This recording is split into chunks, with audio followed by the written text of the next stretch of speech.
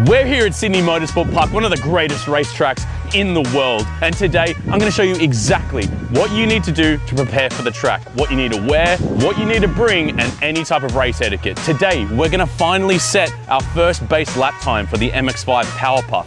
I'm Tom, this is the greatest track ever. Welcome to Car Culture.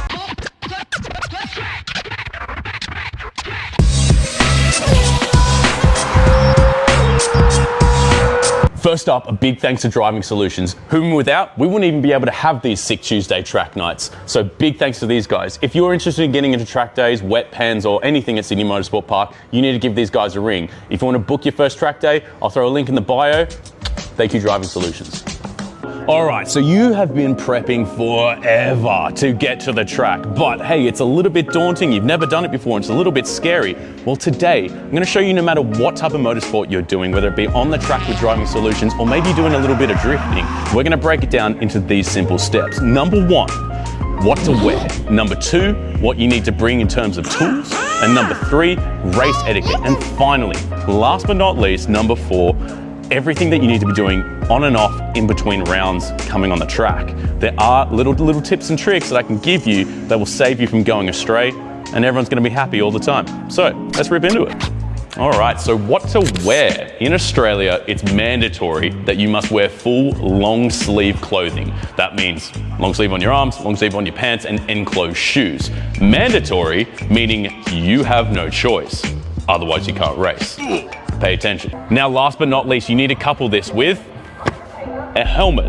Now, your helmet not only needs to be FIA approved for motorsport all across the world, but at the same time, you should look into the rules for exactly what type of regulations and things that you need for your specific motorsport park. Pretty easy to find this info on vlogs. You can find it on the actual motorsport websites themselves. Pretty simple stuff, but this is the most important bit of kit. You can buy them everywhere, man. Just get the right one. You want to make sure it's got the right sticker, and you're good as gold. Tools you need to bring. You ready for this?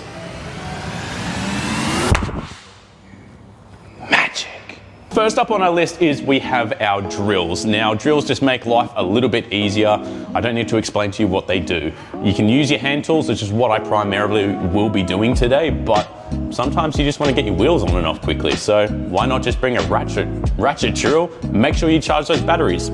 Top tip, you've got your jack stands, pretty self-explanatory. If you need to get your wheels on and off, or we need to check something and you can't get under your car because it's too low, let's be honest, we're all too low. You need a jack and a jack stand. Bring two, you can bring four if you want, and you guys with air jacks, hit me up because I want to buy some. You've got a toolbox with every single wrench, diameter that you could ask for, and these tools are going to be so handy because if we run into any trouble like oil leaks and cool leaks or anything going in the engine bay, this is going to be your lifeblood. All right, inside here we've got our pliers and we've got zip ties. Man, zip ties are the savior of everything, and I forgot my race tape, so I brought other weird tape. Don't worry about that. I know it's not going to work, but we have zip ties. That's what's key here. Race car. We have the pliers to take them off, on and off. We've got a hammer just in case we need to bend something out of shape. And we've also got our dirty rags because we're doing some dirty jobs, man. We've got our torque wrench to put our wheels back on to make sure they torque to spec. And we've also got a fire extinguisher here as well.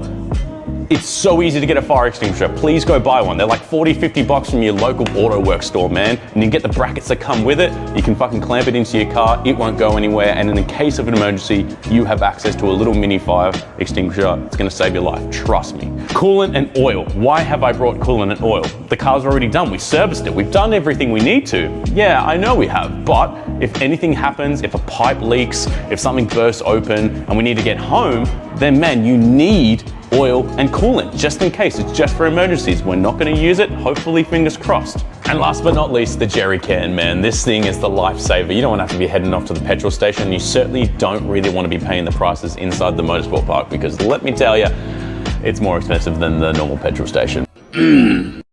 Couple little bonus tips for you guys here is this little thing. It's a tire pressure gauge. This might be the number one tool that you have at the racetrack. If you don't have one, go buy one. They come in all different shapes, sizes, and prices and whatnot. This one here was 20 bucks, man, from a local auto parts store, a super cheap auto. Fair play to you guys. It is absolutely necessary that you keep your tire pressure at a performance spec. any type of spec, any tire that you're running, you can call up any wheel and tire shop, they'll tell you.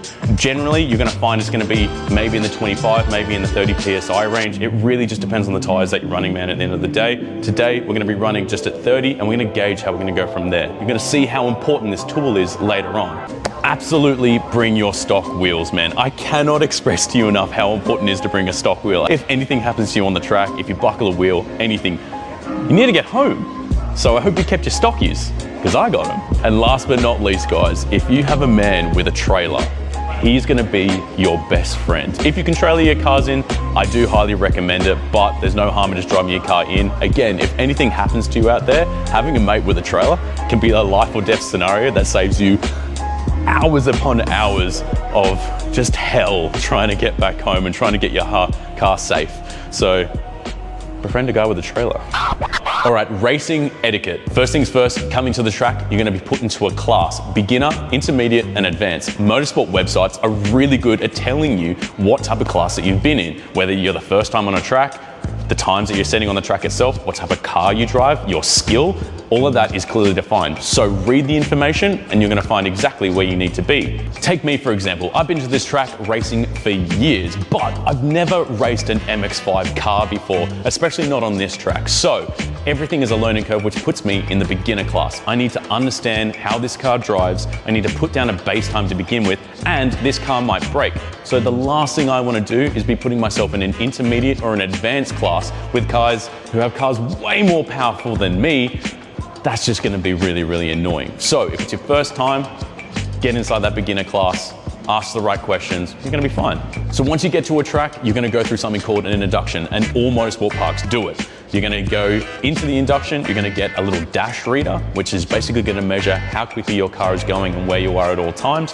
You're gonna have to prove your helmet standard, go through all the driving documents that you need to, like your driver's license, your racing license. You're gonna get maybe potentially a few stickers, and you're also gonna get a colored armband. All of this stuff is super important, and it's made to make sure that you are having the best time, but also the safest time.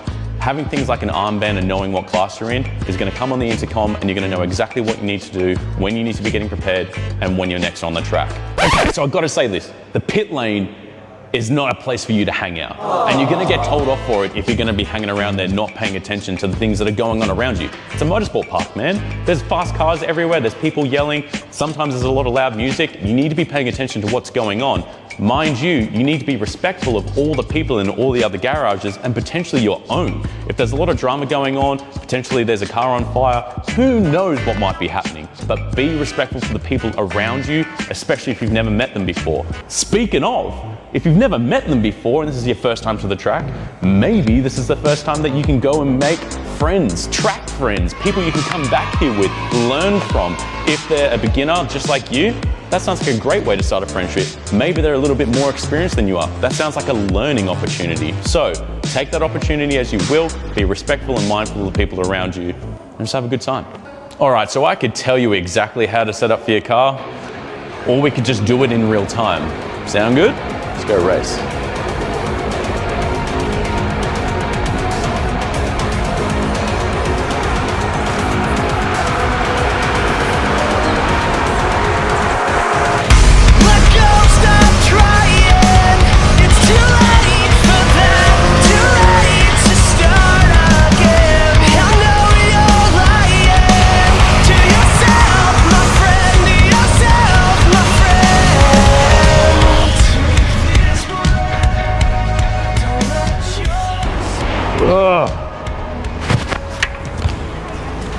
All right, so that was a lot of fun. You just completed your first round, congratulations. Number one, we were sliding out there, so I'm a little bit disheveled. But first things first, leave the car running, especially all you boosted guys. You need to let the car cool down, the fans are still running. You turn that off, it's gonna fail badly.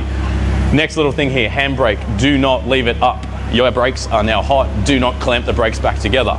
We need to open up the engine bay. Careful, because it's gonna be hot.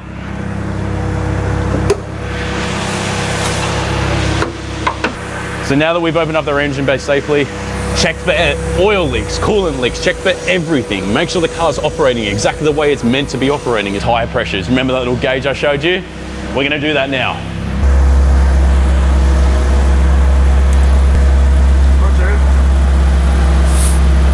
right, so we made it to the end. Congratulations, you've just done your first track day. We unfortunately didn't get a set of time in the Miata, but at the end of the day, it was wet and we still had fun doing it. Hopefully you've learned a ton of information from this video. If there's anything I've missed, mention it in the comments. In fact, let's just talk about track days in general. I want to know what you guys think about them. Are you getting into your first track day? Let me know. If you're not subscribed to Car Culture Australia, now is the time to do so. We're dropping videos every single week. We're doing builds, we're doing green screen shows with Robin with You Made It, and we've got a podcast going on as well. If you want to see all the cool stuff we're up to, the only way to do it is subscribe. Like the video, let's talk about it in the comments. But now, let's get back to racing.